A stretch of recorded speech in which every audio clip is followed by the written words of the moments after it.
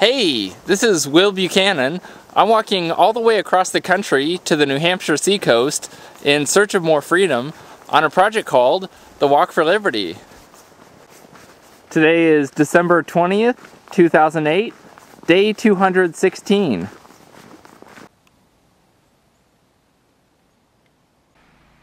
Yesterday, as I was walking through Marlborough, New Hampshire, I encountered a very ominous sounding warning sign on a bridge.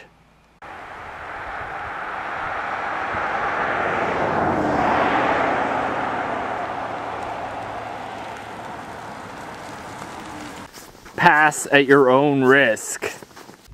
But the thing is, aren't you always passing at your own risk? Especially when it comes to things that the government had a hand in building? Whether there are warning signs or not? The implication from that sign seems to be that you can assume that anything else the government builds is completely safe. Don't you worry, citizen. You're in good hands. We'll take care of you.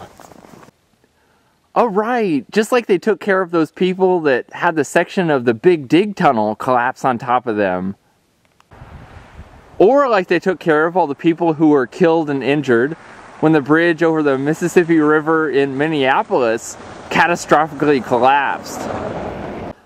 And they certainly took care of the hundreds of thousands of people who were affected when an Army Corps of Engineers levee broke, causing a hurricane to completely devastate the city of New Orleans.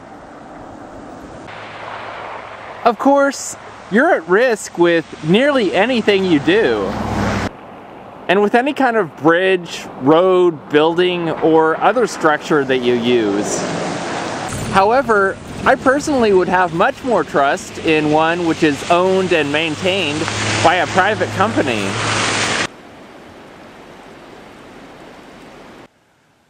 A private company clearly wouldn't want to suffer the type of blow to their reputation which a disaster of those governmental proportions certainly would bring. Since private companies don't have any guaranteed business, they have to compete with other companies for the same pool of customers. So therefore they're incentivized to do as good a job as possible to keep those customers. Government, however, has no such constraints though, since they have a guaranteed, quote-unquote, customer base.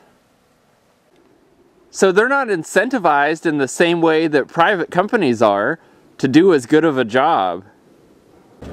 As can be seen time and again with the slipshod way in which they build, contract for, or maintain things. I realize that in most cases there's no choice, that government is the only one providing the service. However, if you do ever get the choice between something built by the government or by a private company operating in the free market, that's just something to consider in terms of who really has your safety in mind.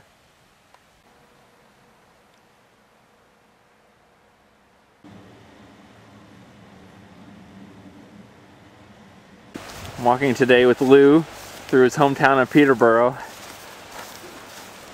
It's a great shot.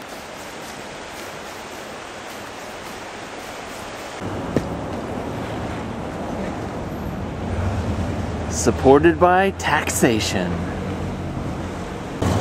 Is it any wonder that there's only one book on libertarian thought in the whole library then?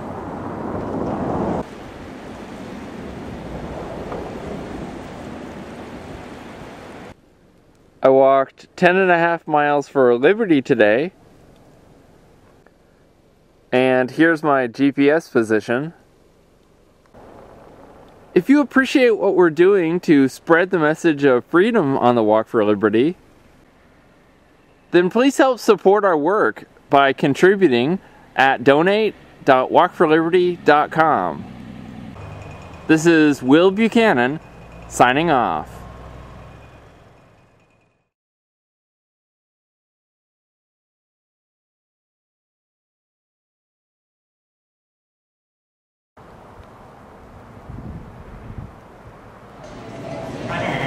What does that mean? Those potatoes are produced by the government?